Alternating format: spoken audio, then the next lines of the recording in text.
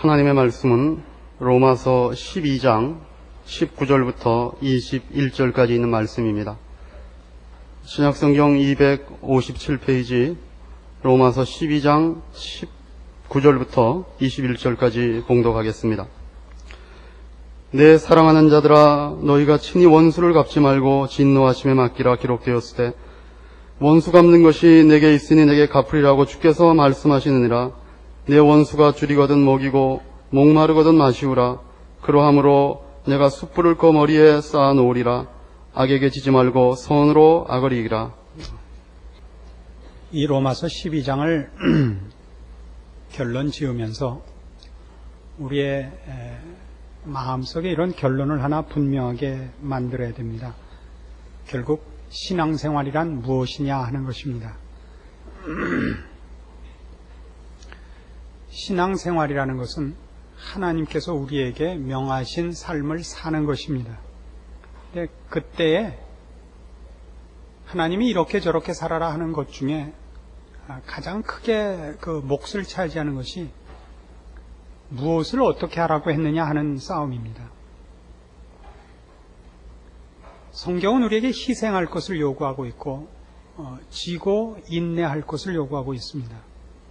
그러나 우리가 로마서 12장을 쭉 살펴오면서 확인해 본 바와 같이 우리의 신앙생활에서 가장 어려운 것은 정당한 신앙 행위가 보상받지 못하는 것이었습니다.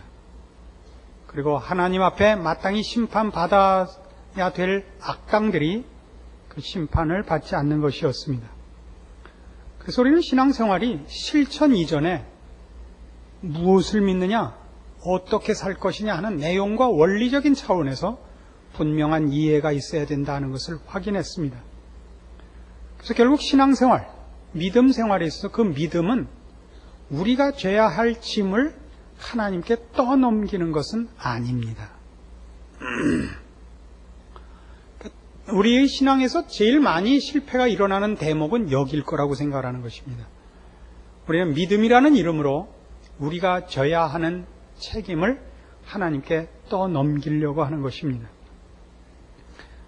마태복음 11장에 가시면 이 문제에 대한 성경에 아주 분명한 답이 나옵니다. 마태복음 11장 28절입니다.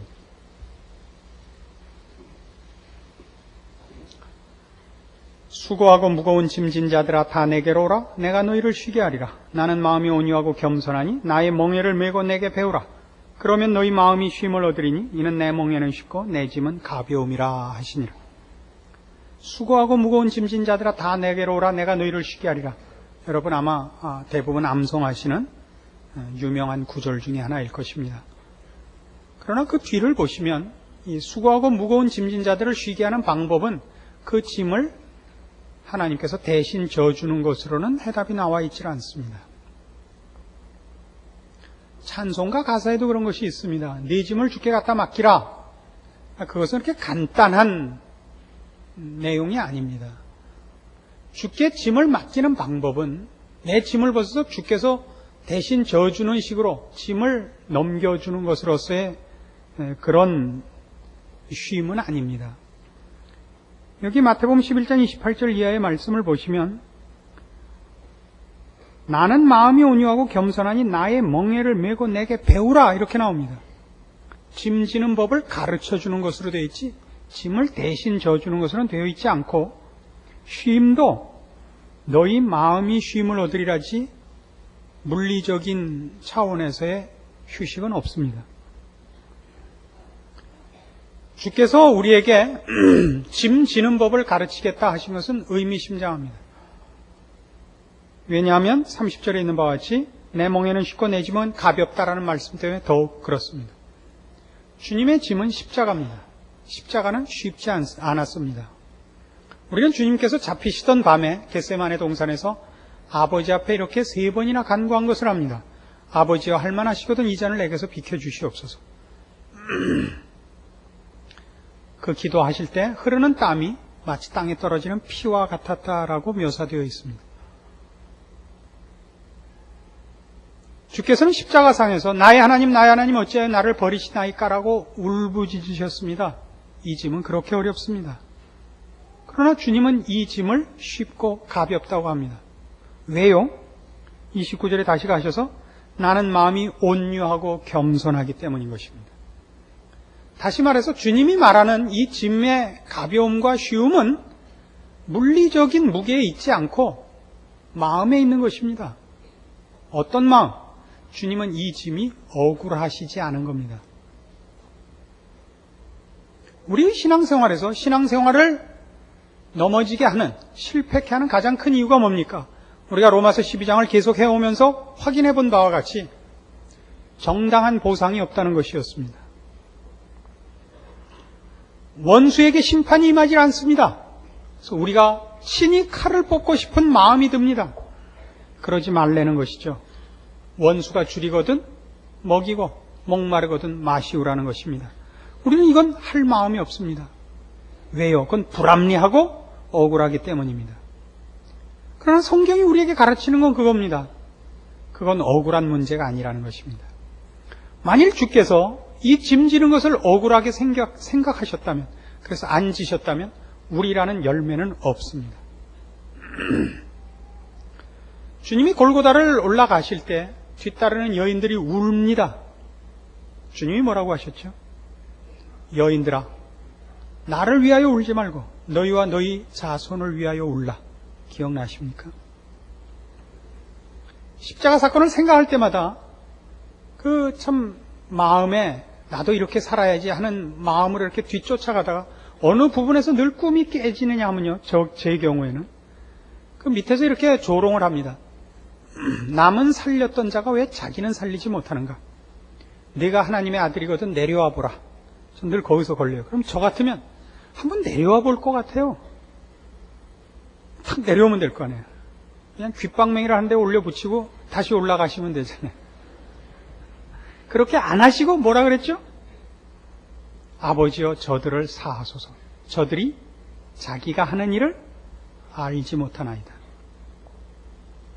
여기가 바로 믿음이 동원돼야 할 부분인 것입니다.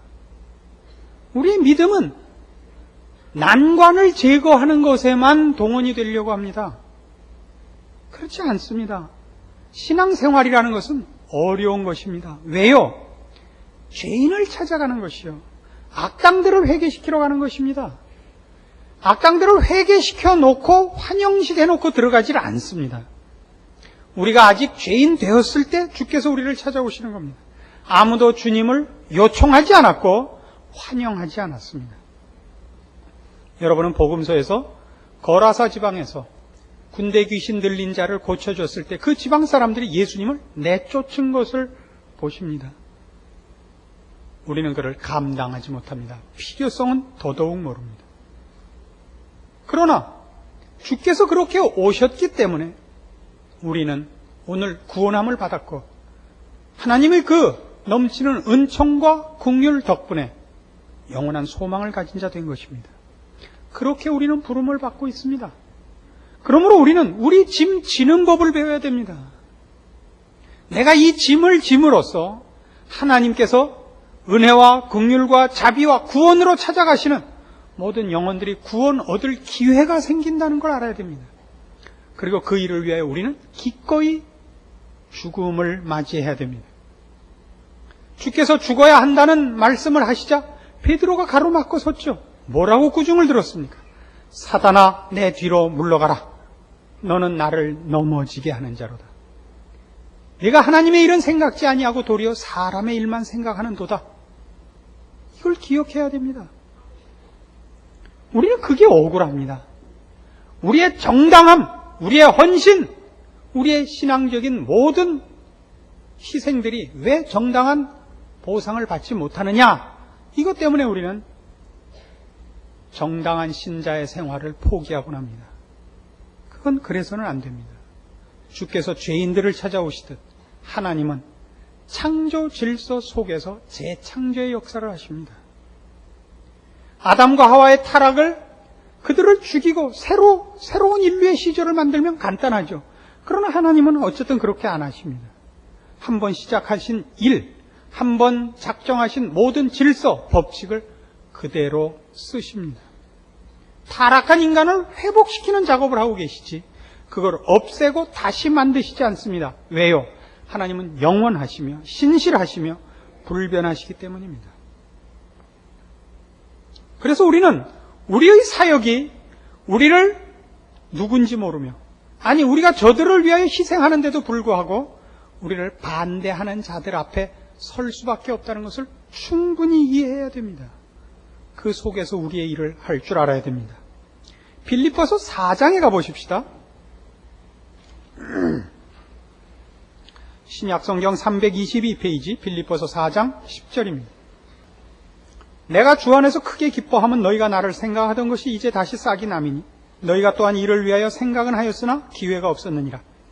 내가 궁핍함으로 말하는 것이 아니라 어떠한 형편에든지 내가 자족하기를 배웠노니 내가 비천에 처할 줄도 알고 풍부에 처할 줄도 알아 모든 일에 배부르며 배고픔과 풍부와 궁핍에도 일체의 비결을 배웠노라. 내게 능력 주시는 자 안에서 내가 모든 것을 할 수 있느니라. 유명한 구절이죠. 내게 능력 주시는 자 안에서 내가 모든 것을 할 수 있습니다. 그러나 이 말은 여러분들이 쉽게 생각할 구절이 아닙니다. 주를 믿는 자에게 능치 못할 일이 없다. 이렇게 간단하게 생각할 문제가 아닙니다. 왜요? 이 고백을 하는 바울은 지금 로마 옥중에 갇혀 있는 것입니다. 우리가 얼핏 생각하는 것 같이 내게 능력 주시는 자라서 내가 모든 것을 할 수 있는 자라면 우선 감옥에서 나와야죠. 자신이 처한 고단한 지경에서부터 탈출해야 될 것 아닙니까? 바울은 그 지금 당하고 있는 고난을 제거하거나 해결하지 못하고 있습니다. 이 고백은 필리포 교인들의 위문을 받고 한 답신에 쓴 것입니다. 사도 바울이 옥중에 갇혀 여러 문제로 곤란을 겪고 있을 것을 알고 필리포 교인들이 위문을 왔습니다. 위문품도 갖고 왔습니다. 위로하러 온 것입니다. 그러나 바울은 오히려 큰 소리를 치고 있습니다. 잡혀있고 고난을 당하고 있고 환난을 당하고 있는 자가 오히려 큰 소리를 치고 있습니다. 그러면서도 자기가 당한 모든 고난을 곤란한 지경을 하나도 해결하지 못하고 있습니다. 왜 그렇죠? 바울의 대답은 이겁니다. 그가 하는 능력, 그가 할 수 있는 모든 것은 이 세상에서 생겨나는 고난과 어려움과 난관을 극복하는 것은 아닌 것입니다. 바울이 기뻐한 것은 저들이 바울을 찾아왔기 때문이 아니요, 바울에게 필요한 것을 들고 왔기 때문이 아니요, 저들이 하나님의 사랑에 참여한 것을 기뻐합니다. 그것이 10절입니다. 그래서 11절에 이렇게 대답을 합니다. 내가 궁핍함으로 말하는 것이 아니다. 이거예요. 내 궁핍한 것, 내 어려운 것을 너희들이 와서 도와주고 어려움을 완화시켜줘서 고맙다는 것 아니다. 이거예요. 왜? 나는 어떠한 형편에든지 자족하기를 배운 사람이다. 나는 비천에 처할 줄도 알고 풍부에 처할 줄도 알며 모든 일, 배부른 것, 배고픈 것, 풍부한 것, 궁핍에도 일체의 비결을 배운 사람이다. 내게 능력 주시는 자에서 내가 모든 것을 할 수 있느니라. 이렇게 나오는 겁니다. 그래서 이 말씀을 잘 보시면 여러분은 이런 답을 얻어내십니다. 바울이 지금 얘기하는 것, 바울은 세상의 원리로 살지 않고 세상 것으로 살지 않고 그에게 능력 주시는 자, 하나님의 힘으로만 삽니다. 자동차가 휘발유로만 가는 것과 같습니다. 물을 넣으면 가지 않는 것과 같습니다. 그러므로 바울은 하나님이 주시는 힘이 아닌 것에는 영향을 받지 않습니다. 영향을 받지 않는다는 것은 세상이 주는 것으로는 그에게 도움이 되지 않습니다. 그러니까 그 역도 성립합니다. 세상이 줄 수 있는 것을 빼앗는 것으로는 방해를 받지도 않습니다. 지금 세상은 사도 바울을 감옥에 넣기도 하고 타고 가는 배를 파손시키기도 하고 동족들을 동원해서 그를 매장하기도 하고 핍박을 주기도 하고 여러 가지 어려움을 줍니다. 매를 때리기도 하고 돌로 죽이기도 했습니다.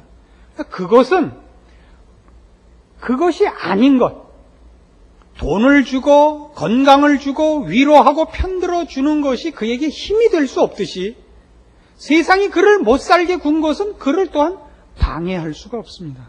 사도 바울은 유일하게 하나님께서 주시는 힘으로만 갑니다. 그것이 떨어지면 못 갑니다. 그럼 다시 말해서 하나님께서 내게 힘을 주시는 한, 내게 능력 주시는 자 안에서는 그는 어떤 형편, 어떠한 환경, 어떠한 조건도 들어갈 수 있는 겁니다. 물불을 가리지 않게 되는 것입니다.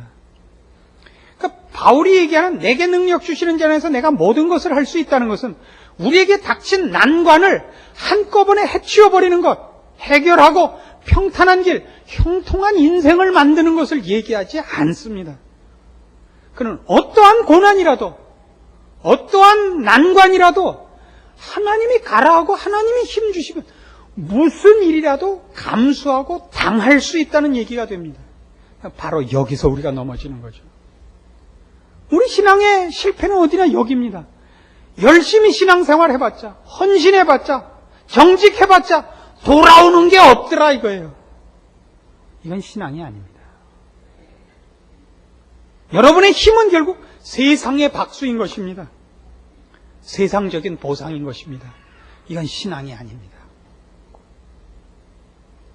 우리의 힘은 하나님께만 있고 그 하나님은 지금 심판을 명하시지 않고 구원과 자비와 은혜를 우리에게 펼치라고 요구하고 계십니다. 주께서 십자가를 지고 올라가신 것 같이 우리의 인생 속에서 우리가 당하는 모든 어려움들을 우리는 주를 뒤쫓는 마음으로 감수할 힘을 가져야 됩니다. 그것이 믿음입니다. 언제 보상을 받는가, 어떻게 보상을 받는가는 2차적인 문제인 것입니다. 하나님의 이 자비하신 그 구원의 사역에 동참된 기쁨과 그 사역의 특성을 분명히 인식하는 충성이 있어야 되는 것입니다. 마태복음 24장에 가보십시다. 45절입니다. 마태복음 24장 45절. 충성되고 지혜 있는 종이 되어 주인에게 그 집 사람들을 맡아 때를 따라 양식을 나눠줄 자가 누구뇨? 주인이 올 때 그 종에 이렇게 하는 것을 보면 그 종이 복이 있으리로다. 내가 진실로 너희에게 이르노니 주인이 그 모든 소유를 저에게 맡기리라. 만일 그 악한 종이 마음에 생각하기를 주인이 더디 오리라 하여 동무들을 때리며 술 친구들로 더불어 먹고 마시게 되면 생각지 않은 날 알지 못하는 시간에 그 종의 주인이 이르러 엄히 때리고 외식하는 자에 받는 율에 처하리니 거기서 슬피 울며 이를 갈미 있으리라. 주인이 집안을 종에게 맡기고 청지기에게 맡기고 멀리 여행을 떠난 것입니다. 모든 집안 식구들을 때를 따라 양식을 주고 관리할 것을 명하고 갔습니다. 그래서 이 종이 해야 될 일은 뭡니까? 남은 식구들을 제대로 잘 관리하는 것입니다. 때를 따라 양식을 주며 집안 재산을 관리하며 일을 하고 있어야 됩니다. 매일 나와서 주인이 언제 오는가 쌍안경 들고 지켜보는 것이 임무가 아닙니다. 주인이 돌아올 때까지 맡은 일을 하고 있어야 됩니다. 혹 그가 그 가족에 속한 종들 중에 말 안 듣는 사람이 있을 수 있습니다. 못되게 구는 사람이 있을 수 있습니다. 그거 자르는 것은 주인이 돌아와서 할 일입니다. 종이 할 일이 아닙니다. 종은 맡은 일을 하고 있어야 됩니다. 이것이 우리가 지금 이 세상을 살면서 가진 분명한 우리의 처지입니다. 우리에게 맡긴 일이 있습니다. 양식을 나눠주라 하고 있습니다. 그거 하십시오. 말 안 듣고 못되게 구는 자 내비두십시오. 주인이 돌아와 알아서 심판하실 것입니다. 그래서 우리는 이 싸움이 심판적이지 않다는 것을 알아야 됩니다. 우리의 신앙의 책임이 우리에게 맡겨진 일, 내가 맡은 일을 하는 감춰진 일이라는 것을 기억해야 됩니다. 보란듯이 나타나지 않습니다. 여의도에 몇백만을 모아놓고 큰 소리 치는 것이 아닙니다. 깃발 들고 혈서 쓰고 칼 들고 나가는 싸움이 아닙니다. 우리가 맡은 일을 하는 싸움입니다. 같은 마태복음 25장 31절 이하에 나옵니다.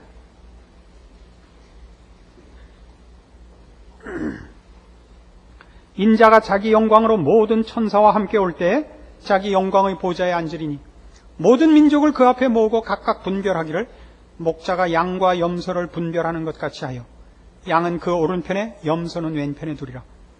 그때 임금이 그 오른편에 있는 자들에게 이르시되 내 아버지께 복받을 자들이여 나와 창세로부터 너희를 위하여 예비된 나라를 상속하라. 내가 줄일 때 너희가 먹을 것을 주었고 목마를 때 마시게 하였고 나그네 되었을 때 영접하였고 벗었을 때 옷을 입혔고 병들었을 때 돌아보았고 옥에 갇혔을 때 와서 보았느니라. 이에 의인들이 대답하여 가로되 주여 우리가 어느 때 주의 줄이신 것을 보고 공개하였으며 목마르신 것을 보고 마시게 하였나이까? 어느 때 나그네 되신 것을 보고 영접하였으며 벗으신 것을 보고 옷 입혔나이까? 어느 때 병드신 것이나 옥에 갇히신 것을 보고 가서 배웠나이까 하리니 임금이 대답하여 가라사대 내가 진실로 너에게 이르노니 너희가 여기 내 형제 중에 지극히 작은 자 하나에게 한 것이 곧 내게 한 것이니라. 보십니까? 우리의 신앙생활은 보란듯한 것이 아닙니다. 명분과 형태에 관한 것이 아닙니다. 내용에 관한 것입니다. 지극히 어린 소자에게 주의 이름으로 냉수 한 그릇 준 것 기억하겠다고 기록되어 있습니다. 그러나 우리는 명분적이고 형태적이고 보란듯이 지위와 신분과 권세와 각광을 받으면서 하기를 좋아합니다. 신앙생활이 그럴 거라고 생각하는 것은 잘못입니다. 일본의 전설적인 무사 중에 여러분들도 잘 아시는 미야모토 무사시라는 그 사무라이가 있습니다. 평생을 검도의 그 뜻을 두고 평생 그 검술 연마만 하다 간 사람입니다. 그는 자기의 검술의 진전을 위하여 많은 유명한 사람들과 가서 시합을 했지만 누가 더 센가를 보려는 시합을 한 적이 없는 사람입니다. 검술의 이치를 깨우치기 위하여 잘한다는 사람들을 쫓아다니며 그 검도의 깊은 뜻을 깨우치기를 원했던 사람입니다. 나이가 좀 들어서 자기보다 훨씬 나이 많은 70이나 80쯤 돼서 이제 은퇴한 구란도 노스케라는 유명한 당시에 검성으로 추앙받고 있던 사람을 찾아갑니다. 그는 이미 이제 은퇴를 하고 칼에서 손을 놓고 농사를 짓고 있습니다. 그가 찾아가서 가르침을 원하고 그래서 이제 칼을 뽑아들고 시합을 하게 됩니다. 한참 시합을 하던 도중에 이 구란도 노스케가 칼을 버리고 도망을 가버립니다. 쫓아가 보니까 괭이로 땅을 파고 있습니다. 자기 농사 짓던 밭에 가서 괭이질을 하고 있습니다. 그때 갑자기 미야모토 무사시가 깨닫는 바가 있어서 칼을 버리고 넙죽 엎드려 절을 하고 가르치심에 감사합니다 하고 떠난 일화가 소개되고 있습니다. 그가 깨우친 건 이겁니다. 칼은 결국 상대방을 죽이자고 쓰는 것입니다. 누구를 죽이는 겁니까? 사람을 죽이는 것이 아니라 적을 죽이는 것입니다. 적을 죽이는 이유는 내 편을 구하기 위해서입니다. 내 편에 뭘 구하는 겁니까? 내 집 식구, 내 나라 사람을 구하는 겁니다. 뭘 하자고요? 먹고 살자고요. 먹고 산다는 건 여기서 가장 간단한 무슨 생명의 보존을 위한 표현이 아니라 문화와 문명과 한 인류, 한 민족이나 뭐 사회의 그 사람들이 살아갈 가치 있는 인생을 말하는 것입니다.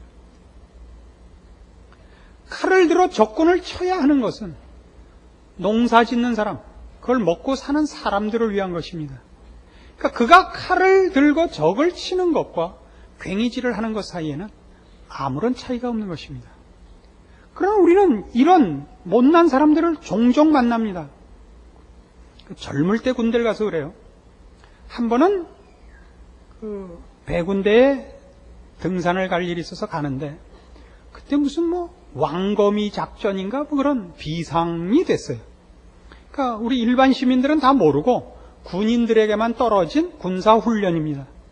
그래서 지나가는 사람들 다 검문을 하는 겁니다. 근데 되게 으르딱딱거려요. 꼭대기에 피도 안 말른 놈이. 그래서 왜 이렇게 으르딱딱거리는 거 아닙니까? 우리가 누구 때문에 이 고생하는지 알아요? 그러니까 자기만 이 나라를 지키고 있고 우리는 다 자기네들 덕분에 놀고 있다고 생각을 하는 거죠. 그가 나라를 위하여 지키는 그것은 이 국민을 보호하기 위해서입니다. 왜 그 보호한 국민이 뭘 하라고요? 농사 짓고 열심히 일해서 먹고 살게 하려고요. 그 사람이 이 뒤에서 농사 지은 걸로 자기도 먹고 싸우는 겁니다. 우리는 신앙생활 속에서도 이렇게 총을 들고 칼을 들고 있는 군인이어야만 국가를 지키는 사람이라고 생각하는 식의 오해를 합니다. 나가서 전도를 하고 기도원에 올라가 엎드려 기도를 하고 하는 자만이 하나님 나라를 위하여 일하는 일꾼이고 나머지 그냥 이렇게 왔다 갔다 하는 사람은 아닌 걸로 생각하는 겁니다. 못난 사람입니다. 가장 중요한 사람, 각자 자기가 맡은 일을 하는 사람입니다. 그 각각의 일을 하는 소시민들로 인하여 한 나라가 성립되고 한 나라가 보존되는 것입니다. 그리고 그 사람들만큼 중요한 사람이 없습니다. 자기 세금 내고 자기 맡은 일하고 하는 사람보다 더 중요한 국민은 없습니다. 더 중요한 애국자도 없습니다. 성도들의 신앙생활이 그렇습니다. 여러분은 마치 성경에 나타난 비유대로 하자면 가루 서말 속에 넣은 누룩 같습니다. 세상이 우리를 삼켜버린 것 같고 우리가 하는 신앙생활들은 표가 나질 않습니다. 여러분이 한 일이 신문에 TV 뉴스에 나오지 않습니다. 옆에서 모릅니다. 여러분은 각각의 일터에서, 여러분 가정에서, 이웃 앞에서, 직장에서 여러분은 정직하고 성실한 하나님의 사람으로 존재해야 됩니다. 여러분에게서만 생명과 거룩이 전달되며 진리의 말씀이 증언되며 저들에게 그리스도의 향기를 바라는 유일한 존재인 것입니다. 매일 그렇게 사셔야 됩니다. 그날이 그날 같은 삶을 사셔야 됩니다. 지지고 볶는 싸움을 하셔야 됩니다. 보란듯한 싸움, 이준열사 같고 안중근 같은 이런 일이 아닙니다. 이것이 신앙생활입니다. 여러분의 충성과 믿음이 보상받지 못해 보이고 무슨 효과가 있어 보이질 않습니다. 그러나 포기하시면 안 됩니다. 그것은 너무나 중요한 일이고 오늘 우리가 마태복음 25장에서 보는 바와 같이 내가 줄였을 때 먹이고 내가 옥에 갇혔을 때 돌보았느니라 바로 그 상을 받으실 겁니다. 우리가 언제 그랬습니까? 네가 했다 이거예요. 그 정당한 일. 세상은 알아주지 않지만 성경이 귀히 여기는 일, 하나님이 시킨 일, 이 일을 하는 것이 신앙생활입니다. 우리의 믿음입니다. 이런 충성들을 통해서만 하나님께서는 그 나라를 확장하시고 그의 영광을 증명하시며 우리를 부르신 것 같이 또 다른 불쌍한 영혼들을 불러 회개시키사 구원 얻게 하는 역사를 이루십니다. 여러분이 가진 하나님 앞에서의 신자된 책임들을 명심하시고 믿음으로 승리하시는 모두가 되기를 권합니다. 기도하십시다. 하나님 아버지 은혜를 감사합니다. 우리를 주의 이름으로 살게 하시고 주의 영광과 그의 나라를 위하여 쓸모있는 인생을 주셨습니다. 주께서 맡기신 일을 감당케 하옵소서. 우리가 받은 달란트대로 주 앞에 충성하게 하옵소서. 욕심을 내지 말고 충성하며 겸손과 인내로 그리고 믿음으로 승리하여 주 앞에 서는 날 칭찬과 기쁨 속에 서게 하시옵소서. 지금은 우리 주 예수 그리스도의 은혜와 하나님 아버지의 극진하신 사랑과 성령님의 교통하심이 주의 자녀다운 일생을 살기로 약속하고 돌아가는 주의 사랑을 입은 심령들 위해 영원토록 함께 있을지어다. 아멘.